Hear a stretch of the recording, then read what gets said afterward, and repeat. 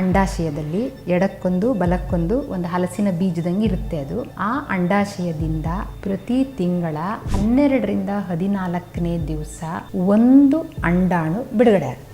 ಅಂಡಾಣು ಬಿಡುಗಡೆ ಆದರೆ ಅದು ಬರೀ ಒಂದು ಜೀವಕೋಶ ಗರ್ಭಕೋಶಕ್ಕೆ ಬರೋದು ಅಷ್ಟೇ ಅಲ್ಲ ಕೆಲಸ. ಅಂಡಾಣು ಬಿಡುಗಡೆ ಆಯಿತು ಅಂದರೆ ಆ ಬಿಡುಗಡೆ ಆಗಿರುವ ಪ್ರೈಮಾರ್ಡಿಯಲ್ ಫಾಲಿಕಲ್ಲಿಂದ ಬೇರೆ ಬೇರೆ ಹಾರ್ಮೋನ್ಗಳೆಲ್ಲ ಬಿಡುಗಡೆ ಆಗ್ತವೆ. PCOD ಆಗೋದಕ್ಕೆ ಎರಡನೇ ಮತ್ತೊಂದು ಮುಖ್ಯ ಕಾರಣ, ನಾವು ತಿಂತ ಇರುವ ಆಹಾರದಲ್ಲಿ ಕ್ಯಾಲೋರಿ ಹೆಚ್ಚಿರೋದು, ಅದರಲ್ಲೂ ಶರ್ಕರ ಪಿಷ್ಟಗಳು ಹೆಚ್ಚಿರೋದು.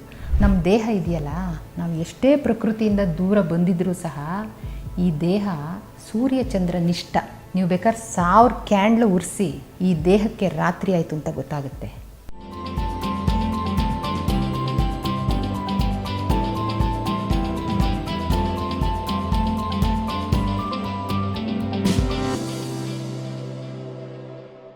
ಹಾಯ್ ಎಲ್ರಿಗೂ, ನಾನು ಡಾಕ್ಟರ್ ಅನುಪಮ. ನಿಮ್ಮ ಹತ್ರ ಒಂದು ತುಂಬ ಮುಖ್ಯವಾದ ಇಂಪಾರ್ಟೆಂಟ್ ಆಗಿರೋ ವಿಚಾರನ ಹಂಚ್ಕೊಳ್ಬೇಕು ಅಂತ ಮತ್ತೆ ನಿಮ್ಮ ಎದುರುಗಡೆ ಕಾಣಿಸ್ಕೊಳ್ತಾ ಇದ್ದೀನಿ. ನಾವು ಹಿಂದಿನ ಎಪಿಸೋಡಲ್ಲಿ ನೋಡಿದ್ವಿ ಮುಟ್ಟಿನ ಕೆಲವು ತೊಂದರೆಗಳ ಬಗ್ಗೆ. ಏನಾಗುತ್ತೆ, ಏನು ಮಾಡಬೇಕು, ಬಿಳಿ ಮುಟ್ಟು, ಮುಟ್ಟಾದಾಗಿನ ಹೊಟ್ಟೆ ನೋವು, ಅದೇನು ಎತ್ತ ಅಂತ ಸ್ವಲ್ಪ ನೋಡಿದ್ವಿ. ಈ ಸಲ ತುಂಬ ಹೆಣ್ಮಕ್ಳು ಅವರೇ ಡಯಾಗ್ನೋಸ್ ಮಾಡ್ಕೊಂಡು ಬಂದುಬಿಡ್ತಾರೆ. ನಮಗೆ ಮತ್ತೆ ಮಾಡೋದೇನೂ ಇರಲ್ಲ. ಮೇಡಮ್ ನನಗೆ PCOD ಆಗಿಬಿಟ್ಟಿದೆ, ನಾನು ಏನು ಮಾಡೋದು? ಮೇಡಮ್ ನಂಗೆ PCOD ಆಗಿದೆ, ನೀವು ಔಷಧ ಕೊಡ್ತೀರಾ? ಅಂದರೆ ಅವ್ರು ಬರುವಾಗ ನಮಗೆ ಮತ್ತೆ ಕಾಯಿಲೆನ ಡಯಾಗ್ನೋಸ್ ಮಾಡೋದೇನೂ ಇರೋದೇ ಇಲ್ಲ. ಅವರೇ ಸೆಲ್ಫ್ ಡಯಾಗ್ನೋಸ್ ಮಾಡ್ಕೊಂಡು ಬರುವಂತಹ, ಎಲ್ಲರ ನಾಲಿಗೆಗಳ ಮೇಲೆ ನಲಿದಾಡ್ತಾ ಇರುವಂಥ ಹೆಸರು ಯೂಟ್ರಸ್ಸು, ಓವರಿ ಅಥವಾ ಫ್ಯಾಲೋಪಿಯನ್ ಟ್ಯೂಬು. ನಿಜವಾಗಿ ನಮ್ಮ ದೇಹದೊಳಗೆ ಏನಿದೆ, ಅದು ನಾರ್ಮಲ್ಲಾಗಿ ಹೆಂಗಿದೆ, ಅದು ಏನೂ ಗೊತ್ತೇ ಇಲ್ದಿರೋರಿಗೂ PCOD ಗೊತ್ತಿದೆ. ಇವಾಗ ಸೈನ್ಸ್ನವ್ರಿಗೆ ಅಷ್ಟೇ ಅಲ್ಲ, ಎಲ್ಲರಿಗೂ ಗೊತ್ತಿದೆ. ಎಲ್ಲರೂ PCOD ಅಂತ ಇರೋದನ್ನು ನಾವು ನೋಡ್ತೀವಿ. ಇವಾಗ ಏನಿದು PCOD, PCOS, PCO ಏನು ಹಿಂಗಂದರೆ ಅಂತ ನಾವು ನೋಡಬೇಕು ಅಂತಂದರೆ, ನಾವು ಆಗಲೇ ತಿಳ್ಕೊಂಡಿರುವ ಅನಾಟಮಿ ಇದೆಯಲ್ಲ, ಅದನ್ನು ಇನ್ನೊಂದು ಚೂರು ಮತ್ತೊಂದು ಸಲ ಮೆಲುಕು ಹಾಕ್ಬೋದು. ನಮ್ಮ ದೇಹದ ರಚನೆ, ಹೆಣ್ಣಿನ ದೇಹ ರಚನೆ ಹೆಂಗಿದೆ ಅಂದರೆ, 3 ಇಂಚು ಉದ್ದ, 2 ಇಂಚ್ ಅಗಲ, 1 ಇಂಚ್ ದಪ್ಪದ ಗರ್ಭಕೋಶ, ಎರಡೂ ಕಡೆ ಒಂದೊಂದು ಡಿಂಬನಾಳ ಫ್ಯಾಲೋಪಿಯನ್ ಟ್ಯೂಬ್. ಆ ಡಿಂಬನಾಳದ ತುದಿ ಫಿಂಬ್ರಿಯೆ ಅಂತ ಅಗಲವಾಗಿ ಚಾಚ್ಕೊಂಡಿರುವಂತಹ ಫ್ಯಾನಿನಂತಹ ಭಾಗ. ಅದರ ಕೆಳಗಡೆ ಆಚೆ ಈಚೆ ಅಂಡಾಶಯ ಅಥವಾ ಅಂಡಕೋಶ. ಆ ಅಂಡಾಶಯದಲ್ಲಿ ಎಡಕ್ಕೊಂದು ಬಲಕ್ಕೊಂದು ಒಂದು ಹಲಸಿನ ಬೀಜದಂಗೆ ಇರುತ್ತೆ. ಅದು ಆ ಅಂಡಾಶಯದಿಂದ ಪ್ರತಿ ತಿಂಗಳ 12ರಿಂದ 14ನೇ ದಿವಸ ಒಂದು ಅಂಡಾಣು ಬಿಡುಗಡೆ ಆಗುತ್ತೆ. ಆ ಒಂದು ಅಂಡಾಣು ಬಿಡುಗಡೆ ಆಗೋದಕ್ಕೆ ಮುಟ್ಟಾದ ಕೂಡಲೇ, ಮುಟ್ಟಾದ 5, 6, 7ನೇ ದಿವಸದ ಹೊತ್ತಿಗೆ ಆ ಇಡೀ ಅಂಡಾಶಯದಲ್ಲಿ ಹಲವಾರು ಪ್ರೈಮಾರ್ಡಿಯಲ್ ಫಾಲಿಕಲ್ಸ್ ಇರ್ತವೆ. ಹಲವಾರು ಅಂದರೆ ಲಕ್ಷದಲ್ಲಿ, 1000 ಗಟ್ಟಲೆ ಪ್ರೈಮಾರ್ಡಿಯಲ್ ಫಾಲಿಕಲ್ಸ್ ಅಂದರೆ ಈ ಅಂಡಾಣುವಿನ ಮೂಲ ಕೋಶಗಳು ಇರ್ತವೆ. ಅಂಥ ಮೂಲ ಕೋಶಗಳಲ್ಲಿ ಒಂದು 5-10 ಸ್ಟಿಮ್ಯುಲೇಟ್ ಆಗಿ, ಈ ಸಲ ನಾನು ಅಂಡಾಣು ಬಿಡುಗಡೆ ಮಾಡ್ತೀನಿ ಅಂತ ನಿಧಾನ ಬೆಳೀತಾ ಬೆಳೀತಾ ಬೆಳೀತಾ ಬೆಳೀತಾ ಹೋಗ್ತವೆ. ಆದರೆ 12, 13 ಅಥವಾ 14ನೇ ದಿವಸ ಅಷ್ಟರೊಳಗೆ ಒಂದು ಪ್ರೈಮಾರ್ಡಿಯಲ್ ಫಾಲಿಕಲ್ಲಿನ ಗುಳ್ಳೆ ಮಾತ್ರ ಒಡೆದು ಅದರಿಂದ ಒಂದು ಅಂಡಾಣು ಹೊರಗಡೆ ಬರುತ್ತೆ. ಆದರೆ ಉಳಿದಿದ್ದು ಅದ್ರ ಜೊತೆಗೆ ಒಂದು 7-8 ಗುಳ್ಳೆ ಎದ್ಕೊಂಡಿರ್ತಾವಲ್ಲ, ಅವು ಒಡೆಯಲ್ಲ. ಏಕೆಂದರೆ ಒಂದು ಒಡೆದು ಹಾರ್ಮೋನ್ ರಿಲೀಸ್ ಆಗಿ ಅಂಡಾಣು ಬಿಡುಗಡೆ ಆದಮೇಲೆ ಮತ್ತು ಉಳಿದಿದ್ದಕ್ಕೇನು ಕೆಲಸ ಇಲ್ಲ, ಅವು ಹಾಗೆ ಸಪ್ರೆಸ್ ಆಗ್ತವೆ. ಬರ್ತಾ ಬರ್ತಾ ಚಿರುಟ್ ಹೋಗ್ತವೆ. ಕೆಲವು ಸಲ ಚಿರುಟ್ ಹೋಗದೆ ಅವೊಂದು ಚೂರು ದೊಡ್ಡಾಗಿರುವಂತಹ ಪ್ರೈಮಾರ್ಡಿಯಲ್ ಫಾಲಿಕಲ್ಸು ಅವು ಹಾಗೆ ಉಳಿತಾವೆ. ಮತ್ತು ಕೆಲವು ಸಲ ಏನಾಗುತ್ತೆ, ಆ ಪ್ರೈಮಾರ್ಡಿಯಲ್ ಫಾಲಿಕಲ್ ಒಡೆದು ಅಂಡಾಣು ಬಿಡುಗಡೆ ಆಗುವಂತ ಹೇಳೋಕ್ಕೆ ನಮಗೆ ಸಿಗ್ನಲ್ ಇಲ್ಲಿಂದ ಬರಬೇಕು. ಹೈಪೋಥಾಲಮಸ್ ಮತ್ತು ಪಿಟ್ಯುಟರಿಯಿಂದ ಸಿಗ್ನಲ್ ಬರಬೇಕು. ಆ ಬರುವ ಸಿಗ್ನಲ್ಲು ಎಲ್ಲೋ ಒಂದು ಕಡೆ ಹೆಚ್ಚು ಕಡಿಮೆ ಆಗಿ ಸಿಗ್ನಲ್ ಬರದೆ ಪ್ರೈಮಾರ್ಡಿಯಲ್ ಫಾಲಿಕಲ್ ಪೂರ್ತಿ ಬೆಳೆಯುತ್ತೆ, ಹಿಗ್ಗುತ್ತೆ, ದೊಡ್ಡಾಗುತ್ತೆ, ಮತ್ತು ಹಿಗ್ಗಿ ಇಡುತ್ತೆ. ಬಟ್ ಅದಕ್ಕೆ ಒಡಿ ಅಂಡಾಣು ಹೊರಗಡೆ ಬಾ ಅಂತ ಹೇಳುವ ಸಿಗ್ನಲ್ ಸಿಕ್ಕದೆ ಅದು ಅಂಡಾಣು ಒಳಗೆ ಹಾಗೇ ಇದ್ದು ಹಾಗೆ ಚಿರುಟ್ಕೊಂಡು ಸೊ ಆ ಇಡೀ ಅಂಡಾಶಯ ಇದೆಯಲ್ಲ, ಅಂದರೆ ಓವರಿ ಅಂಡಕೋಶ ಏನಿದೆಯಲ್ಲ, ಅಂಡಕೋಶದ ಮೇಲ್ಗಡೆ ಒಂದು ಉಬ್ಬಾಗಿ ಹಾಗೆ ಉಳ್ಕೊಳ್ಳುತ್ತೆ. ಇದು ಈ ಕಡೆನೂ ಹಿಂಗಾಗ್ಬೋದು, ಈಚೆ ಕಡೆನೂ ಹಿಂಗಾಗ್ಬೋದು. ಸೊ ಬರ್ತಾ ಇದು ಹೀಗೆ ಆಗ್ತಾ ಹೋದರೆ ಇಡೀ ಅಂಡಕೋಶ ಏನಿದೆಯೋ ಅದು ಉಬ್ಬು ತಗ್ಗು ಇರುವ ಮೇಲ್ಮೈ ಇರುವಂತಹ ಒಂದು ಸಣ್ಣ ಬೀಜದ ಥರ ನಾವು ಅದನ್ನು ಕಲ್ಪನೆ ಮಾಡ್ಕೊಳ್ಬೋದು. ಈ ಇಡೀ ಮುಟ್ಟಿದೆಯಲ್ಲ, ಈ ಮುಟ್ಟನ್ನು ರೆಗ್ಯುಲೇಟ್ ಮಾಡುವ ಕೇಂದ್ರನೇ ಅಂಡಾಶಯ ಅಂತ ಹೇಳ್ಬೋದು. ಆ ಇಡೀ ಪ್ರಕ್ರಿಯೆ, ಮುಟ್ಟಿನ ಸ್ರಾವದಲ್ಲಿ ಹೊರಹರಿಯುವುದು ಗರ್ಭಕೋಶದ ಲೋಳ್ಪರೆ, ಅದನ್ನು ಮೇಲಿಂದ ಸ್ಟಿಮ್ಯುಲೇಟ್ ಮಾಡೋದು ಹೈಪೋಥಾಲಮಸ್ಸು ಪಿಟ್ಯುಟರಿ, ಅದೆಲ್ಲ ಸರಿ. ಬಟ್ ಆ ಮುಟ್ಟು ಅನ್ನುವ ಪ್ರಕ್ರಿಯೆಯ ಕೇಂದ್ರ ಇದೆಯಲ್ಲ, ಸೆಂಟ್ರಲ್ ಇದೇನಿದೆಯಲ್ಲ, ಅದು ಅಂಡಾಶಯ. ಯಾಕೆಂದರೆ ಅಂಡಾಣುವಿನ ಮೂಲ ಕೋಶಗಳು ಅಂಡಾಶಯದಲ್ಲೇ ಇರುತ್ತೆ ಅಂತ ಹೇಳ್ಬೋದು. ಸೊ ಯಾಕೆ ಪ್ರೈಮಾರ್ಡಿಯಲ್ ಫಾಲಿಕಲ್ ಬೆಳೆದು ದೊಡ್ಡಾದರೂ ಅಂಡಾಣು ಬಿಡುಗಡೆ ಆಗಲ್ಲ? ಇದಕ್ಕೆ ಹಲವಾರು ಕಾರಣಗಳಿದ್ದಾವೆ. ಸೊ ಎರಡೂ ಕಡೆನೂ ಹೀಗೆ ಫಾಲಿಕಲ್ ಬೆಳೆದು ಅದು ಬಿಡುಗಡೆ ಆಗದೆ ಆ ಅಂಡಕೋಶದ ಮೇಲೆ ತುಂಬ ಸಣ್ಣ ಸಣ್ಣ ಸಣ್ಣ ಸಣ್ಣ ಗುಳ್ಳೆಗಳು ಇದ್ದಂಗಿದ್ರೆ ಅದನ್ನು ಪಾಲಿಸಿಸ್ಟಿಕ್ ಓವರಿ ಅಂತ ಹೇಳ್ತಾರೆ. ಪಾಲಿಸಿಸ್ಟಿಕ್ ಓವರಿ ಇದ್ದೋರಲ್ಲಿ ಮುಟ್ಟು ತಿಂಗಳು ಆಗದೇ ಇರ್ಬೋದು, ಆದರೆ ಬೇರೆ ಗರ್ಭಕೋಶದ ಬದಲಾವಣೆ ಆಗಲಿ, ಹಾರ್ಮೋನಿನ ಬದಲಾವಣೆ ಆಗಲಿ, ದೈಹಿಕ ಬದಲಾವಣೆಗಳಾಗಲಿ ಏನೂ ಆಗಿರಲ್ಲ. ಆದರೆ ಎರಡೂ ಕಡೆ ಅಂಡಾಣುವಿನ ಮೇಲೆ ಸಿಸ್ಟ್ಗಳಷ್ಟೇ ಕಾಣಿಸ್ತಾ ಇರ್ತವೆ. ಮುಂದೆ ಇವರಿಗೆ ಪಾಲಿಸಿಸ್ಟಿಕ್ ಓವೇರಿಯನ್ ಡಿಸೀಸ್ ಆಗ್ಬೋದು, ಆದರೆ ಇವಾಗಿನ್ನೂ ಆಗಿರಲ್ಲ. ಅಂದರೆ ಬರೀ ಪಾಲಿಸಿಸ್ಟಿಕ್ ಓವರಿ ಅಷ್ಟೇ ಅವರಿಗೆ ಇದೆ ಅಂತ ಪತ್ತೆ ಹಚ್ಚೋಕ್ಕೆ ಸಾಧ್ಯ ಆಗುತ್ತೆ. ಕೆಲವರಿಗೆ ಈ ಓವರಿಯಿಂದ ಅಂಡಾಣು ಬಿಡುಗಡೆ ಆಗದೆ ಏನಾಗ್ತಾ ಬರುತ್ತೆ ಅಂತಂದರೆ, ಪ್ರತಿ ಸಲನೂ ಗರ್ಭಕೋಶದ ಒಳಭಾಗ ಲೋಳ್ಪರೆ ಇದೆಯಲ್ಲ, ಆ ಲೋಳ್ಪರೆ ಬೆಳೆದು ಅಂಡಾಣು ಬಂದ ಮೇಲೆ ನಾನಾಗಲೇ ಹೇಳ್ದಂಗೆ ಅದು ಫಲಿತ ಆಗಿಲ್ಲ ಅಂದರೆ ಅದು ಚಿರಟಿ 28-29ನೇ ದಿವಸಕ್ಕೆ ಸ್ರಾವ ಹೊರಗಡೆ ಹೋಗಬೇಕು. ಆದರೆ ಅಂಡಾಣುನೇ ಬಿಡುಗಡೆ ಆಗಲ್ವಲ್ಲ. ಅಂಡಾಣು ಬಿಡುಗಡೆ ಆದರೆ ಅದು ಬರೀ ಒಂದು ಜೀವಕೋಶ ಗರ್ಭಕೋಶಕ್ಕೆ ಬರೋದು ಅಷ್ಟೇ ಅಲ್ಲ ಕೆಲಸ. ಅಂಡಾಣು ಬಿಡುಗಡೆ ಆಯಿತು ಅಂದರೆ ಆ ಬಿಡುಗಡೆ ಆಗಿರುವ ಪ್ರೈಮಾರ್ಡಿಯಲ್ ಫಾಲಿಕಲ್ಲಿಂದ ಬೇರೆ ಬೇರೆ ಹಾರ್ಮೋನುಗಳೆಲ್ಲ ಬಿಡುಗಡೆ ಆಗ್ತವೆ. ಆ ಹಾರ್ಮೋನುಗಳು ಗರ್ಭಕೋಶ ಚಿರುಟ್ಲಿಕ್ಕೂ ನೆರವಾಗ್ತವೆ. ಅದೇ ಹಾರ್ಮೋನ್ಗಳು ಮತ್ತೆ ವಾಪಸ್ಸು ಥೈರಾಯ್ಡು, ಪಿಟ್ಯುಟರಿ, ಹೈಪೋಥಾಲಮಸ್ಸು ಅಲ್ಲಿಗೂ ಸಿಗ್ನಲ್ ಕಳಿಸ್ತವೆ, ಅಂಡಾಣು ಬಿಡುಗಡೆ ಆಯಿತು ಮತ್ತು ಮುಂದಿನ ಇದಕ್ಕೆ ರೆಡಿ ಮಾಡಿ. ಅಂದರೆ ಇದು ಒಂಥರ ಫೀಡ್ಬ್ಯಾಕ್. ಯಾವಾಗ ಆ ಪ್ರೈಮಾರ್ಡಿಯಲ್ ಫಾಲಿಕಲ್ಲಿಂದ ಅಂದರೆ ಆ ಗುಳ್ಳೆಯಿಂದ ಒಡೆದು ಅಂಡಾಣು ಬಿಡುಗಡೆ ಆಗಲ್ವೋ ಆವಾಗ ಇದಿಷ್ಟು ಏರ್ಪೇರ. ಗರ್ಭಕೋಶ ಚಿರುಟಲ್ಲ, ಚಿರುಟಿದ್ದು ಹೊರಗಡೆ ಹರಿಯಲ್ಲ, ಅದು ಹೆಂಗಿರುತ್ತೋ ಅದು ಹಾಗೇ ಉಳ್ಕೊಂಬಿಡುತ್ತೆ, ಮುಟ್ಟೇ ಬರಲ್ಲ. ಆದರೆ ಮಾಮೂಲಿನ ಹಾಗೆ ಇನ್ನೊಂದು ಸ್ವಲ್ಪ ದಿವಸ 1 ತಿಂಗಳಾಗಿ 1.5 ತಿಂಗಳಾಗಿ ಮತ್ತೊಂದು ಅಂಡಾಣು ಬಿಡುಗಡೆ ಮಾಡುವ ಒಂದು ಸಿದ್ಧತೆ ಸ್ಟಾರ್ಟ್ ಆಗುತ್ತೆ. ಆದರೆ ಆವಾಗಲೂ ಬಿಡುಗಡೆನೇ ಆಗಲ್ಲ. ಮತ್ತು ಇನ್ನೊಂದು ಸ್ವಲ್ಪ ಗರ್ಭಕೋಶ ದಪ್ಪ ಆಗುತ್ತೆ. ಸೊ ಹೀಗೆ ಗರ್ಭಕೋಶದ ಒಳಪದರ ದಪ್ಪ ಆಗಿ ಬೆಳೀತಾ ಹೋಗುತ್ತೆ ಹೊರತು ಅದು ಚಿರುಟದು ಇಲ್ಲ, ಹೊರಗಡೆ ಹರಿಯೋದು ಇಲ್ಲ. ಇವಾಗ ಈ ಥರ ಆದವಾಗ ಕೆಲವು ಹಾರ್ಮೋನ್ ಇಂಬ್ಯಾಲೆನ್ಸ್ ಆಗಿ ಕೆಲವೊಂದು ದೈಹಿಕ ತೊಂದರೆಗಳು ತೋರ್ತವೆ. ಇದು ಹಿಂಗೆ ಮುಂದುವರಿತಾ ಹೋದರೆ ಕೇವಲ ಓವಲೇಷನ್ನಿಗೆ ಸಂಬಂಧಪಟ್ಟಿರೋ ಅಂದರೆ ಅಂಡಾಶಯಕ್ಕೆ ಸಂಬಂಧಪಟ್ಟಿರೋ ಹಾರ್ಮೋನ್ ಅಷ್ಟೇ ಅಲ್ಲ, ನಮ್ಮ ದೇಹದ ಬೇರೆ ಬೇರೆ ಥೈರಾಯ್ಡ್ ಹಾರ್ಮೋನ್ ಇರ್ಬೋದು, ಬೇರೆ ಬೇರೆ ಹಾರ್ಮೋನುಗಳ ಮೇಲೂ ಸಹ ಇನ್ಸುಲಿನ್ನು, ಥೈರಾಯ್ಡ್ ಹಾರ್ಮೋನು ಅವುಗಳ ಮೇಲೂ ಸಹ ಎಫೆಕ್ಟ್ ಆಗಿ ಹಲವಾರು ದೈಹಿಕ ಲಕ್ಷಣಗಳು, ಕೆಲವಾರು ರೋಗಪೂರ್ವ ಲಕ್ಷಣಗಳು ಗೋಚರಿಸ್ತವೆ. ಅದನ್ನು ನಾವು ಪಾಲಿಸಿಸ್ಟಿಕ್ ಓವೇರಿಯನ್ ಸಿಂಡ್ರೋಮ್ ಅಂತ ಕರಿತೀವಿ. ಸೊ ಮೊದಲು ಬರೀ ಪಾಲಿಸಿಸ್ಟಿಕ್ ಓವರಿ ಇರುತ್ತೆ, ಅದರಲ್ಲಿ ಡಿಸೀಸು ಇರಲ್ಲ, ಸಿಂಡ್ರೋಮು ಇರಲ್ಲ, ಸಿಸ್ಟ್ ಅಷ್ಟೇ ಇರುತ್ತೆ, ಆದರೆ ಗರ್ಭಕೋಶನೂ ಉಳಿದಿದ್ದು ಸರಿ ಇರುತ್ತೆ. ಆದರೆ ನೆಕ್ಸ್ಟ್ ಹಂತಕ್ಕೆ ಮುಂದುವರೆದು ಪಾಲಿಸಿಸ್ಟಿಕ್ ಓವೇರಿಯನ್ ಡಿಸೀಸ್ ಆಗುತ್ತೆ. ಆಮೇಲೆ ಅದು ಹಾಗೆ ಮುಂದುವರಿತಾ ಹೋದರೆ ಪಾಲಿಸಿಸ್ಟಿಕ್ ಓವೇರಿಯನ್ ಸಿಂಡ್ರೋಮ್ ಅಂತಾಗಿ ಥೈರಾಯ್ಡ್ ಸಮಸ್ಯೆ ಶುರುವಾಗುತ್ತೆ, ಡಯಾಬಿಟಿಸ್ ಶುರುವಾಗುತ್ತೆ, ಬೇರೆ ಬೇರೆ ಸಮಸ್ಯೆಗಳೆಲ್ಲ ಶುರುವಾಗ್ತಾ ಬರ್ತವೆ. ತೂಕ ಹೆಚ್ಚಾಗುತ್ತೆ, ಮತ್ತು ಎಲ್ಲೆಲ್ಲೋ ಕೂದಲು ಬೆಳೀತಾ ಹೋಗುತ್ತೆ, ಮತ್ತು ಒಂಥರ ಸ್ಲೋನೆಸ್ ಅಂತ ಹೇಳ್ತಾರಲ್ಲ, ಇಮೋಷನಲ್ ಸ್ಲೋನೆಸ್ ಅದು ಬರುತ್ತೆ. ಕೂತಿಗೆ ಸುತ್ತ ಎಲ್ಲ ಕಪ್ಪಾಗ್ಲಿಕ್ಕೆ ಶುರುವಾಗುತ್ತೆ. ಸೊ ಈ ರೀತಿ ನಾನಾ ಮದುವೆ ಆಗಿರೋರಲ್ಲಿ ಇನ್ಫರ್ಟಿಲಿಟಿ ಅಂತಾರಲ್ಲ, ಮಕ್ಕಳಾಗದೇ ಇರೋದು, ಆ ರೀತಿ ಆಗುತ್ತೆ. ಇಂತಹ ನಾನಾ ತೊಂದರೆಗಳು ಆಗ್ತಾ ಹೋಗ್ತವೆ. ಸೊ ಈ PCOD PCOS ಇವಾಗ ಅದರ ಸಂಖ್ಯೆ ನಿಜ ಹೇಳಬೇಕು ಅಂದರೆ ಕೋವಿಡಿನ ನಂತರ ಹೆಚ್ಚಾಗಿ, ಅದಕ್ಕಿಂತ ಮುಂಚೆ ಎಲ್ಲ ಹೆಣ್ಮಕ್ಳನ್ನ ನಾವು ಗಮನಿಸಿದರೆ 10% ಹೆಣ್ಮಕ್ಳಲ್ಲಿ PCO ಇತ್ತು. ಇವಾಗ ಅದರ ಸಂಖ್ಯೆ ಈಗ ಸದ್ಯದ ನಮ್ಮ ಅಂಕಿ ಸಂಖ್ಯೆ ಹೇಳೋದು 22% ಹೆಣ್ಮಕ್ಳಲ್ಲಿ PCOD ಇದೆ ಅಂತ. ಅಂದರೆ ಹೆಚ್ಚು ಕಡಿಮೆ ಕಾಲು ಭಾಗ ಹೆಣ್ಮಕ್ಳಲ್ಲಿ ಪಾಲಿಸಿಸ್ಟಿಕ್ ಓವೇರಿಯನ್ ಡಿಸೀಸ್ ಇದೆ ಅಂತ ಇವಾಗಿನ ಸಂಶೋಧನೆಗಳು ಹೇಳ್ತವೆ. ಯಾಕೆ ಇಷ್ಟು ಹೆಚ್ಚಾಯಿತು? ಅದರಲ್ಲೂ ಕೋವಿಡ್ ಬಂದಮೇಲೆ ಯಾಕೆ ಇಷ್ಟು ಹೆಚ್ಚಾಯಿತು?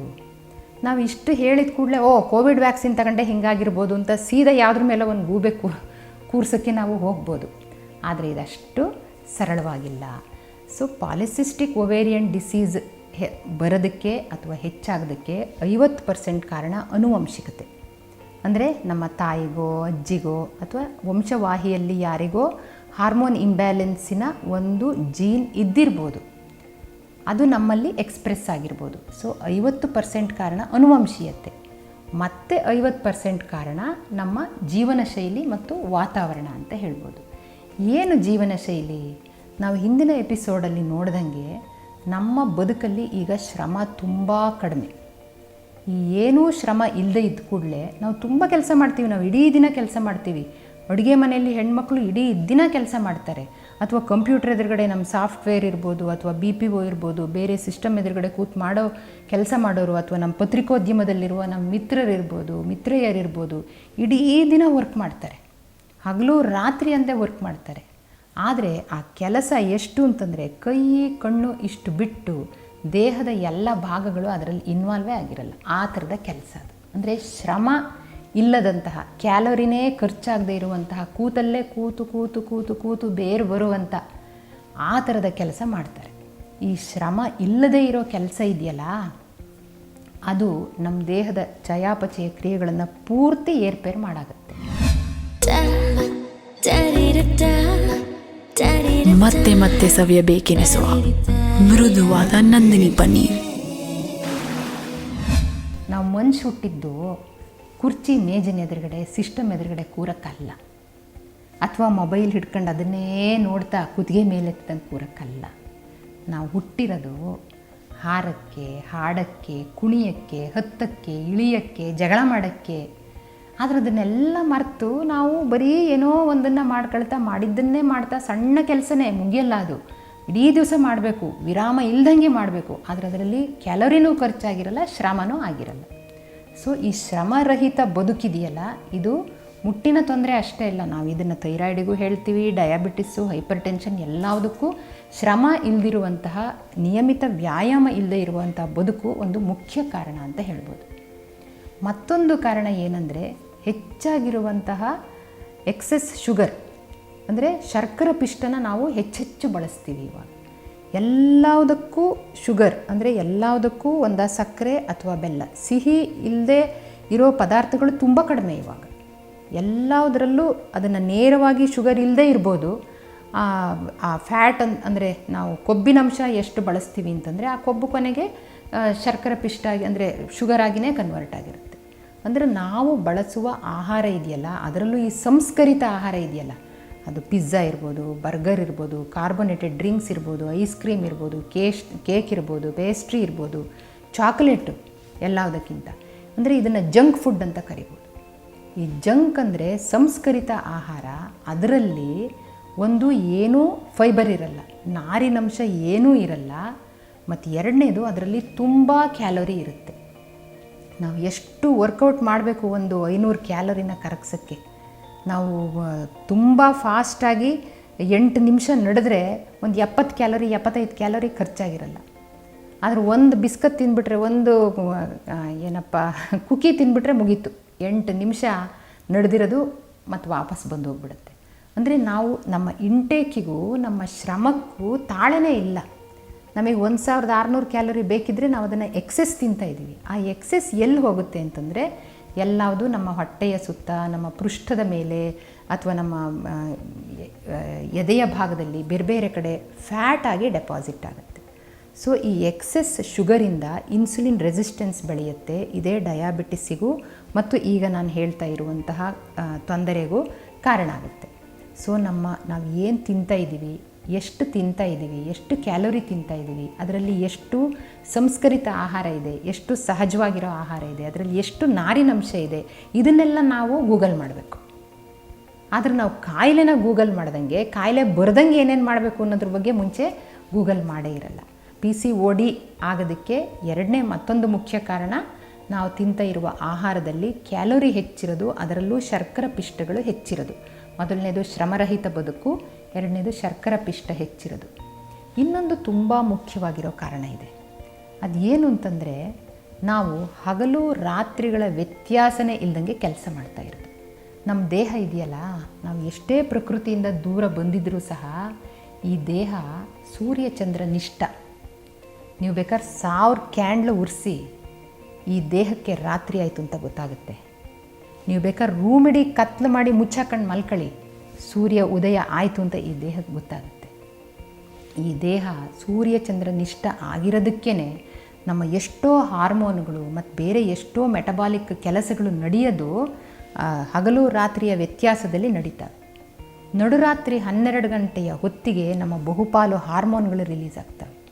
ನಮ್ಮ LH ಇರ್ಬೋದು, FSH ಇರ್ಬೋದು, ಅಥವಾ ಮೆಲಟೋನಿನ್ ಇರ್ಬೋದು, ಗ್ರೋತ್ ಹಾರ್ಮೋನ್ ಇರ್ಬೋದು, ಅವೆಲ್ಲ ರಿಲೀಸ್ ಆಗೋದು ನಡುರಾತ್ರಿ 12 ಗಂಟೆಯಲ್ಲಿ ನಾವು ಗಾಢ ನಿದ್ದೆಯಲ್ಲಿರುವಾಗ. ನಾವು ಎಷ್ಟು ಜನ ರಾತ್ರಿ 12 ಗಂಟೆಗೆ ಗಾಢ ನಿದ್ದೆಯಲ್ಲಿರ್ತೀವಿ? ಆ ಗಾಢ ನಿದ್ದೆ ರಾತ್ರಿ 12 ಗಂಟೆಗೆ ನಾವು ಕಳ್ಕೊಂಡಿರೋ ಕಾರಣಕ್ಕೆ ಗ್ರೋತ್ ಹಾರ್ಮೋನ್ ರಿಲೀಸ್ ಆಗಲ್ಲ, ಮೆಲಟೋನಿನ್ ರಿಲೀಸ್ ಆಗಲ್ಲ. ರಿಲೀಸ್ ಆದರೂ ನಾವು ಎಷ್ಟೋ 1, 2, 3 ಗಂಟೆಗೋ ಮಲಗಿದ ಮೇಲೆ ರಿಲೀಸ್ ಆದರೆ ರಿಲೀಸ್ ಆಗೋದು ಕಡಿಮೆ ಆಗುತ್ತೆ. 30 ವರ್ಷಕ್ಕೆ ವಯಸ್ಸಾದಂಗೆ ಅನಿಸೋದು, 35 ವರ್ಷಕ್ಕೆ ಎಲ್ಲ ಸಾಕಪ್ಪ ಅಂತ ಆಗೋದು, 40 ವರ್ಷಕ್ಕೆ ಸುಸ್ತಾಗಿ ಮುದುಕರ ಥರ ಆಡೋದು. ಆದರೆ ನಮ್ಮ ಅಜ್ಜ ನೋಡಿದ್ರೆ ಇನ್ನೂ ಒಳ್ಳೆ ಲವಲವಿಕೆಯಿಂದ ಓಹೋ ಈ ಹಬ್ಬ ಆ ಹಬ್ಬ ಅಂತ ಆ ಥರ ನಲಿಯೋದು ಯಾಕೆ? ನಾವು ನಮ್ಮ ಒಳಗಿನ ಬಯೋಲಾಜಿಕಲ್ ಕ್ಲಾಕ್ ಅಂತ ಕರಿತೀವಲ್ಲ, ಅಂದರೆ ಒಳಗೊಂದು ಗಡಿಯಾರ ಇರುತ್ತೆ, ಜೈವಿಕ ಗಡಿಯಾರ. ಆ ಜೈವಿಕ ಗಡಿಯಾರನ ಸಂಪೂರ್ಣ ನಿರ್ಲಕ್ಷ್ಯ ಮಾಡಿಬಿಟ್ಟಿದ್ವಿ. 8 ಆದರೂ ಹೇಳಲ್ಲ, 8:15 ಆದರೂ ಹೇಳಲ್ಲ, ರಾತ್ರಿ ನಾ ಮಲಗಿದ ಲೇಟ್ ಅಂತ 10 ಗಂಟೆಗೆ ಹೇಳೋದು. ಮತ್ತೆ ಮಲಗಕ್ಕೆ ಅದೇ ರಾತ್ರಿ 12 ಗಂಟೆ, 1 ಗಂಟೆ, 2 ಗಂಟೆ ತನಕ ಮಲಗದೇ ಇರೋದು. ಎಷ್ಟೋ ಇವತ್ತು ಕೆಲವು ಕೆಲಸಗಳು ಈ ರೀತಿ ನಿದ್ದೆ ಬಿಡೋದನ್ನು ಅನಿವಾರ್ಯ ಮಾಡಿದೆ. ಅವ್ರ ಬಗೆಗೆ ನಿಜ ಹೇಳಬೇಕು ಅಂತಂದ್ರೆ ಅದು ಎಂಥ ದುಡಿಮೆ ಅಂತ ನನಗೆ ಅನಿಸ್ತಾ ಇರುತ್ತೆ. ಸಾಫ್ಟ್ವೇರ್ ಇರ್ಬೋದು, ಮತ್ತೊಂದಿರ್ಬೋದು. ಈಗ ನನ್ನ ವೃತ್ತಿ ಬಾಂಧವರು ವೈದ್ಯರು ಇಲ್ಲ ನಡುರಾತ್ರಿ 12 ಗಂಟೆಗೆ ಹಾರ್ಮೋನ್ ರಿಲೀಸ್ ಆಗುತ್ತೆ, ನಾನು ಹೇಳಲ್ಲ ಅಂತ ಹೇಳೋಕ್ಕಾಗಲ್ಲ. ಯಾಕೆಂದರೆ ಸರ್ವಿಸ್ ಸೆಕ್ಟರಲ್ಲಿ ಪೊಲೀಸ್ನವ್ರಿರ್ಬೋದು, ವೈದ್ಯರಿರ್ಬೋದು, ಅಥವಾ ರಾತ್ರಿಯ ಬಸ್ಸುಗಳಲ್ಲಿ ಡ್ರೈವಿಂಗ್ ಮಾಡೋರಿರ್ಬೋದು, ನರ್ಸ್ಗಳಿರ್ಬೋದು, ಅಥವಾ ನೈಟ್ ಶಿಫ್ಟಲ್ಲಿ ಕೆಲಸ ಮಾಡೋ ಯಾರೇ ಇರ್ಬೋದು, ಅವರೆಲ್ಲ ಅವ್ರ ರಾತ್ರಿಗಳನ್ನು ಕಳ್ಕೊಳ್ತಾರೆ. ಆದರೆ ಅದು ಅವರಿಗೆ ಶಿಫ್ಟ್ ಇರುತ್ತೆ ಕೊನೆ ಪಕ್ಷ. ಆದರೆ ಈ ಆ ಥರದ ಕೆಲಸ ಉದ್ಯೋಗ ಅಲ್ಲದೆ ಅವ್ರ ಕೆಲಸದ ಶೈಲಿನೇ ಬದಲು ಮಾಡ್ಕೊಂಡಿರೋರಿಗೆ ಶಿಫ್ಟೇ ಇಲ್ಲ. ಪ್ರತಿ ದಿವಸನೂ ಮಲ್ಗೋದು ಲೇಟು, ಪ್ರತಿ ದಿವಸನೂ ಹೇಳೋದು ಲೇಟು. ಈ ಬಯೋಲಾಜಿಕಲ್ ಕ್ಲಾಕ್ ಅನ್ನು ನಾವು ಎಷ್ಟು ನಿರ್ಲಕ್ಷ್ಯ ಮಾಡಿದ್ದೀವೋ, ಆ ನಿರ್ಲಕ್ಷ್ಯ ಮಾಡಿರೋದು PCODಗೆ ತುಂಬ ಮುಖ್ಯವಾಗಿರುವ ಕಾರಣ. ಸೊ ನಮಗೆ ಕರೆಕ್ಟಾದ ಟೈಮಿಗೆ ಓವಲೇಷನ್ ಆಗಬೇಕು, ಕರೆಕ್ಟಾಗಿ ಮುಟ್ಟು ಬರಬೇಕು ಅಂದರೆ ಸರಿಯಾದ ಅಂದರೆ ನಿಯಮಿತವಾಗಿ ಒಂದು ಹೊಟ್ಟೆಗೆ ಇಷ್ಟಿಷ್ಟು ಟೈಮಿಗೆ ಊಟ ತಿಂಡಿ ಹಾಕೋದು, ಇಷ್ಟೊತ್ತಿಗೆ ಹೇಳೋದು, ಇಷ್ಟೊತ್ತಿಗೆ ಮಲಗೋದು, ಉಳಿದಿದ್ದು ಶಿಸ್ತುಬದ್ಧವಾಗಿದ್ದರೆ ಮುಟ್ಟು ಸಹ ಶಿಸ್ತುಬದ್ಧವಾಗಿರುತ್ತೆ. ಉಳಿದಿದ್ದೆಲ್ಲ ಎರಾಟಿಕ್ಕಾಗಿ ನಾವು ಎಷ್ಟೊತ್ತಿಗಂದ್ರೆ ಅಷ್ಟೊತ್ತಿಗೆ ಹೆಂಗೆ ಬೇಕಂದ್ರೆ ಹಾಗೆ ಮಾಡಿ ನಮ್ಮ ಮುಟ್ಟು ಮಾತ್ರ ಕರೆಕ್ಟು ಲ್ಯೂನಾರ್ ಮಂತ್ಸ್ 28 ದಿವಸಕ್ಕೆ ಬರಬೇಕಂದ್ರೆ ಯಾಕೆ ಬರುತ್ತದೆ? ಸೊ ಇದು ತುಂಬ ಮುಖ್ಯವಾಗಿರುವಂತಹ ಜೀವನ ಶೈಲಿಯ ಬದಲಾವಣೆ ನಾವು ಮಾಡ್ಕೊಳ್ಳೇಬೇಕಾಗ್ತದೆ. ಮತ್ತು ಒಂದು ತುಂಬ ಇಂಪಾರ್ಟೆಂಟ್ ಆಗಿರುವ ವಿಷಯ ಇದೆ, ಅದು ಪ್ಲ್ಯಾಸ್ಟಿಕ್ ಬಳಕೆ. ಈಗ ಎಗ್ಗಿಲ್ದಂಗೆ ನಾವು ಪ್ಲ್ಯಾಸ್ಟಿಕ್ಕನ್ನು ಬಳಸ್ತೀವಿ. ಪ್ಲ್ಯಾಸ್ಟಿಕ್ಕಲ್ಲರಲ್ಲೇ ನೀರು, ಬಾಟ್ಲಿಯಲ್ಲಿ ನೀರು ತುಂಬ್ಕೊಂಬರ್ತೀವಿ, ಚಹಾ ತಗೊಂಬರ್ತೀವಿ, ಕತ್ತರಿಸಿರೋ ಹಣ್ಣು ತಗೊಂಬರ್ತೀವಿ, ಸಾಂಬಾರು ತಗೊಂಬರ್ತೀವಿ, ಮಾಂಸ ತಗೊಂಬರ್ತೀವಿ, ಅದರಲ್ಲೇ ಉಪ್ಪಿನಕಾಯಿ ಬರುತ್ತೆ. ಪ್ರತಿಯೊಂದನ್ನು ಯಾರಿಗೇನು ಅನಿಸೋದೇ ಇಲ್ಲ. ಬಿಸಿ ಬಿಸಿ ಚಹಾನ ಪ್ಲ್ಯಾಸ್ಟಿಕ್ ಲೋಟದಲ್ಲಿ ಹಾಕಿ ಕುಡಿತಾರೆ.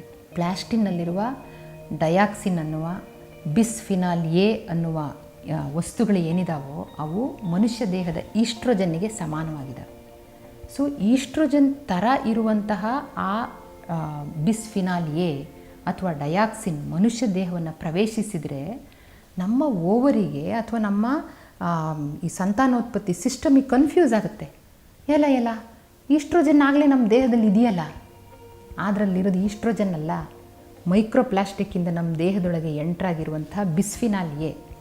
ಅದನ್ನು ನಮ್ಮ ದೇಹ ಈಸ್ಟ್ರೋಜನ್ನಿಗೆ ಕನ್ಫ್ಯೂಸ್ ಮಾಡಿಕೊಂಡು ಈಸ್ಟ್ರೋಜನ್ ಪ್ರೊಜೆಸ್ಟ್ರಾನ್ ಏರುಪೇರಾಗಿ, ಸೊ ನಾವು ಬಳಸುವ ಪ್ಲ್ಯಾಸ್ಟಿಕ್, ನಾವು ಸುಡುವ ಪ್ಲ್ಯಾಸ್ಟಿಕ್, ನಾವು ನೀರು ತುಂಬಿಕೊಂಡು ಕುಡಿತೀವಲ್ಲ, ಕುಡಿಯುವಾಗ ನಾವು ಬರೀ ನೀರು ಕುಡ್ದಿರಲ್ಲ, ಬಿಸ್ಲೆರಿ ನೀರಿನ ಜೊತೆಗೆ ಪ್ಲ್ಯಾಸ್ಟಿಕ್ಕನ್ನು ಕುಡಿದಿರ್ತೀವಿ. ಅಥವಾ ಇನ್ಯಾವುದೋ ಒಂದು ಪ್ಲ್ಯಾಸ್ಟಿಕ್ಕಲ್ಲಿ ತುಂಬಿರೋ ಕೋಕಾ ಬರೀ ಕೋಕಾ ಕುಡಿಯಲ್ಲ, ಅದ್ರ ಜೊತೆಗೆ ಪ್ಲ್ಯಾಸ್ಟಿಕ್ಕನ್ನು ಕುಡಿದಿರ್ತೀವಿ. ಸೊ ಎಗ್ಗಿಲ್ದಂಗೆ ನಾವು ಬಳಸ್ತಾ ಇರುವ ಪ್ಲ್ಯಾಸ್ಟಿಕ್ ಇದೆಯಲ್ಲ, ಈ ಪ್ಲ್ಯಾಸ್ಟಿಕ್ಕಿನ ಬಳಕೆ ಮತ್ತು micro plastic in our blood stream, ಇದು PCOD ಆಗಲಿಕ್ಕೆ ಮತ್ತೂ ಒಂದು ಮುಖ್ಯ ಕಾರಣ ಅಂತ ಹೇಳ್ಬೋದು. ಪರಿಶುದ್ಧ ನಂದಿನಿ ಹಾಲಿನಿಂದ ತಯಾರಿಸಿದ ನೈಜ ನಂದಿನಿ ಐಸ್ ಕ್ರೀಮ್ಸ್. ಮೈಕ್ರೋಪ್ಲಾಸ್ಟಿಕ್ಕು ಕೇವಲ PCOD ಅಷ್ಟೇ ಅಲ್ಲ, ನಮಗೆ ಹೆಚ್ಚಾಗಿರುವಂತಹ ಅಲರ್ಜಿ ಮತ್ತು ಇನ್ನೂ ಎಷ್ಟೆಷ್ಟೋ ಕಾರಣಗಳಿಗೆ ನಾವು ಬಳಸ್ತಾ ಇರುವಂತಹ ಪ್ಲಾಸ್ಟಿಕ್ಕು ಕಾರಣ ಆಗಿದೆ. ನಾವು PCODಯ ಟ್ರೀಟ್ಮೆಂಟ್ ಅಂದರೆ ಡಾಕ್ಟ್ರ್ ಹತ್ರ ಹೋಗಿ ಬರೀ ಔಷಧ ಮಾತ್ರೆ ಬರ್ಸ್ಕೊಂಡು ಬಂದರೆ ಆಗಲಿಲ್ಲ. ಇದು ಎಲ್ಲ ಈ ಜೀವನ ಶೈಲಿಯ ಬದಲಾವಣೆ ಅಂತ ನಾವೇನು ಹೇಳ್ತೀವಲ್ಲ, ಒಂದು ಶ್ರಮ ವಹಿಸಿ ವ್ಯಾಯಾಮ ಮಾಡೋದು, ಶ್ರಮದ ಕೆಲಸ ಮಾಡೋದು, ಮತ್ತು ಕರೆಕ್ಟಾದ ಒಂದು ಜೈವಿಕ ಗಡಿಯಾರ ಬಯೋಲಾಜಿಕಲ್ ಕ್ಲಾಕ್ ಇದೆಯಲ್ಲ ಅದನ್ನು ಇಟ್ಟಂಗೆ ಊಟ, ತಿಂಡಿ, ನಿದ್ದೆ ಪ್ರತಿಯೊಂದನ್ನು ಶಿಸ್ತುಬದ್ಧವಾಗಿ ಕರೆಕ್ಟಾಗಿ ಮಾಡುವಂಥದ್ದು, ಕಡಿಮೆ ಸಂಸ್ಕರಿತ ಆಹಾರ ಸೇವಿಸುವುದು, ಸಾಧ್ಯ ಆದರೆ ಕರ್ದಿದ್ದು ಮತ್ತು ಈ ಆರ್ಟಿಫಿಷಿಯಲ್ ಫ್ಲೇವರ್ಸು, ಆರ್ಟಿಫಿಷಿಯಲ್ ಸ್ವೀಟ್ನರ್ಸು, ಅದೆಲ್ಲದನ್ನು ಕಲ್ಲರ್ಸು ಅದೆಲ್ಲದನ್ನು ಬಿಟ್ಟು ಸ್ವಲ್ಪ ನ್ಯಾಚುರಲ್ ಆಗಿ ನೈಸರ್ಗಿಕವಾಗಿರುವಂಥದ್ದನ್ನು ತಿನ್ನೋದು, ಮತ್ತು ಪ್ಲ್ಯಾಸ್ಟಿಕ್ ಬಳಕೆಯನ್ನು ಎಷ್ಟು ಸಾಧ್ಯನೋ ಅಷ್ಟು ಕೈ ಬಿಡೋದು. ಇದು ಎಲ್ಲದನ್ನು ನಾವು ಬದಲು ಮಾಡ್ಕೊಂಡ್ರಷ್ಟೇ ನಾವು PCODನ ತಡೆಗಟ್ಟಕ್ಕೆ ಸಾಧ್ಯ. ಇಲ್ಲದಿದ್ದರೆ ಮೊದಲಿನ 10% PCOD ಇವಾಗ 22.6%ಗೆ ಬಂದು ನಿಂತಿದೆ. ಕೋವಿಡ್ ಆದಮೇಲೆ ಎಲ್ಲರಿಗೂ ವರ್ಕ್ ಫ್ರಮ್ ಹೋಮ್, ಕೂತಲ್ಲೇ ಮಾಡುವಂಥ ಕೆಲಸಗಳೇ ಜಾಸ್ತಿ ಇವಾಗ. ಸೊ ಆ ಕಾರಣದಿಂದ ಎಷ್ಟೋ ಜನ ಕೂತಲ್ಲೇ ಮಾಡುವ ಡೆಸ್ಕ್ ಇದರಲ್ಲಿ ಕೆಲಸ ಮಾಡುವ ಸಾಕಷ್ಟು ಜನ ಹೆಣ್ಮಕ್ಳಿಗೆ PCOD ಬಾಧೆ ಕೊಡ್ತಾ ಇರೋದು ಇದೇ ಕಾರಣಕ್ಕೆ. ಸೊ ಇದನ್ನು ನಾವು ನಿವಾರಿಸ್ಕೊಳ್ಬೇಕು ಅಂತಂದರೆ ನಮ್ಮ ಜೀವನ ಶೈಲಿ, ಆಹಾರ ಇದನ್ನು ನಾವು ಚೇಂಜ್ ಮಾಡಿಕೊಳ್ಳೇಬೇಕು. ಸೊ ಈ ವಿಡಿಯೋದಲ್ಲಿ ನಾನು ನಿಮಗೆ ಮುಖ್ಯವಾಗಿ ಹೇಳೋಕ್ಕೆ ಇಷ್ಟಪಡೋದು ಏನಪ್ಪ ಅಂದರೆ, PCODಗೆ ನಾನು ಟ್ರೀಟ್ಮೆಂಟ್ ಕೊಡ್ತೀನಿ ನನ್ನ ಹತ್ರ ಬನ್ನಿ ಅಂತಲ್ಲ. ನಾವು PCODನ ಒಂದು ಕಾಯಿಲೆ ಆಗಿ ನೋಡಬಾರ್ದು. PCODನ ನೀವು ನಿಮ್ಮ ಬದುಕಾಗಿ ನೋಡಿ, ನಿಮ್ಮ ದೇಹ ಆಗಿ ನೋಡಿ. ನಿಮ್ಮ ದೇಹ ಮತ್ತು ಬದುಕುಗಳ ಮಧ್ಯದ ಒಂದು ಟ್ಯಾಂಡಮ್ ಇದೆಯಲ್ಲ, ಒಂದು ತಾದಾತ್ಮ್ಯ, ಅದು ಎಲ್ಲಿ ತಪ್ಪು ಹೋಗಿದೆ? ನಾವು ಪ್ರಕೃತಿಯಿಂದ ದೂರ ಬಂದಿದ್ದೀವಲ್ಲ, ಸೂರ್ಯ ಚಂದ್ರ ಉಳಿದಿದ್ದರಿಂದ ದೂರ ಬಂದಿದ್ದೀವಲ್ಲ, ಒಂದು ವಿರಾಮ ಅಥವಾ ಒಂದು ಶ್ರಮ ಅದರದ್ದು ಐಡಿಯಾಗಳನ್ನೇ ಚೇಂಜ್ ಮಾಡಾಕಿದ್ದೀವಲ್ಲ, ಎಷ್ಟು ದೂರ ಬಂದು ಎಲ್ಲಿ ಬಂದು ನಿಂತಿದ್ದೀವಿ? ಇದ್ರ ಬಗ್ಗೆ ಒಂದು ಸಲ ಹಿಂತಿರುಗಿ ನೋಡಿದರೆ ಬರೀ PCOD ಅಷ್ಟೇ ಅಲ್ಲ, ಇವತ್ತು ಒಬೆಸಿಟಿ ಇರ್ಬೋದು, ಡಯಾಬಿಟಿಸ್ ಮೆಲೈಟಸ್ ಇರ್ಬೋದು, ಹೈಪರ್ಟೆನ್ಷನ್ ಇರ್ಬೋದು, ಬೇರೆ ಇನ್ನು ಎಷ್ಟೋ ಕಾಯಿಲೆಗಳು ನಮ್ಮ ಲೈಫ್ ಸ್ಟೈಲಿಂದ ಬರ್ತಿರೋದು ಇವತ್ತು. ಸೊ ಇದನ್ನು ನಾವು ಹಿಂತಿರುಗಿ ನೋಡೋ ಹಾಗಾಗಿ ನಮ್ಮ ಜೀವನ ಶೈಲಿಯನ್ನು ಬದಲಾಯಿಸ್ಕೊಳ್ಬೇಕಾಗಿರೋ ಅಗತ್ಯ ಇದೆ ಅಂತ ಹೇಳೋದಕ್ಕೆ ನಾನು ಈ ವಿಡಿಯೋದಲ್ಲಿ ಇಷ್ಟಪಡ್ತೀನಿ. ಸೊ ನಾನು ಆಗಲೇ ಹೇಳ್ದಂಗೆ ಇದರ 50% ಕಾರಣ ಆನುವಂಶಿಕ ಮತ್ತು 50% ನಮ್ಮ ಜೀವನ ಶೈಲಿಯಿಂದ ಬರುವಂಥದ್ದು. ಸೊ ನಿಮಗೆ ಯಾವ ಟ್ರೀಟ್ಮೆಂಟ್ ಬೇಕನ್ನೋದನ್ನು ನಾನು ಸೂಚಿಸೋಕ್ಕೆ ಸಾಧ್ಯ ಇಲ್ಲ. ಸೊ ನಿಮ್ಮ ದೇಹ, ನಿಮ್ಮ ತೂಕ, ನಿಮ್ಮ ಹಿಮೋಗ್ಲೋಬಿನು, ನಿಮ್ಮ ಥೈರಾಯ್ಡ್ ಲೆವೆಲ್ಲು, ನಿಮ್ಮ ವರ್ಕು, ನಿಮ್ಮ ಈಟಿಂಗ್ ಹ್ಯಾಬಿಟ್ಸು, ಅದು ಏನೇನಿದೆ ಅದು ಎಲ್ಲದನ್ನು ನಿಮ್ಮ ವಿಶ್ವಾಸ ಇರುವಂಥ ಒಬ್ಬ ವೈದ್ಯರ ಹತ್ರ ಹೋಗಿ ಅಲ್ಲಿ ಹೋಗಿ ಒಂದು ಡಯಟ್ ಚಾರ್ಟ್ ಹಾಕಿಸ್ಕೊಂಡು ಬನ್ನಿ. ನಿಮ್ಮ ದೇಹದ ಕಂಡೀಷನ್ನು, ನಿಮ್ಮ ಇಡೀ ಜೀವನ ಶೈಲಿನ ಬದಲು ಮಾಡ್ಕೊಂಡ್ರೆ ಬರ್ತಾ ಬರ್ತಾ PCODನ ದೂರ ಮಾಡ್ಬೋದು. ಸೊ ಇದು ಈ ವಿಡಿಯೋ ಮಾಡೋದ್ರ ಹಿಂದಿನ ತುಂಬ ಮುಖ್ಯ ಉದ್ದೇಶ. ಸೊ ನನ್ನ ಎಲ್ಲ ಸಂಗಾತಿಗಳಿಗೂ ಏನು ಭಾಳ ದೊಡ್ಡ ಕತೆ ಹೇಳಿಬಿಟ್ಟು ಜೀವನ ಶೈಲಿನೇ ಬದಲು ಮಾಡ್ಕೊಳ್ಬೇಕು ಅಂತೆಲ್ಲ ಉಪದೇಶ ಮಾಡ್ತಾ ಇದ್ದಂಗೆ ನಿಮಗೆ ಅನಿಸಿರ್ಬೋದು. ಆದರೆ ನಿಜವಾಗಿ ನಮಗೆ ಬೇಕಾಗಿರೋದು ಏನು ಅಂತಂದರೆ, ಕಾಯಿಲೆ ಬಂದಮೇಲೆ ಓಡಿ ಹೋಗೋದಲ್ಲ, ಕಾಯಿಲೆಗಿಂತ ಮುಂಚೆನೇ ಅದು ಬರ್ದಂಗೆ ಏನೇನು ಮಾಡಬೇಕು ಅಂತ. ಹಾಗಾಗಿ ನಾವು ಎಲ್ಲಿ ಎಡವು ಬೀಳ್ತಾ ಇದ್ದೀವಿ ಆ ಹೊಂಡ ಗುಂಡಿನ ನೋಡಿ ಮೊದಲು ಸರಿ ಮಾಡ್ಕೊಳ್ಬೇಕು ಅನ್ನೋ ದೃಷ್ಟಿಯಿಂದ ಈ ಮಾತುಗಳು ನನ್ನಿಂದ ಬಂದಿದೆ. ಒಪ್ತೀರಾ ಅಲ್ವಾ ನೀವು? ಮತ್ತಷ್ಟು ವಿಶೇಷ ವಿಡಿಯೋಗಳನ್ನು ನೋಡಲು ಮತ್ತು ಹೊಸ ವಿಡಿಯೋಗಳ ಬಗ್ಗೆ ತಿಳಿಯಲು ಈ ದಿನ .com ಯೂಟ್ಯೂಬ್ ಚಾನೆಲ್ ಸಬ್ಸ್ಕ್ರೈಬ್ ಮಾಡಿ ಮತ್ತು ಬೆಲ್ ಐಕಾನ್ ಕ್ಲಿಕ್ ಮಾಡಿ.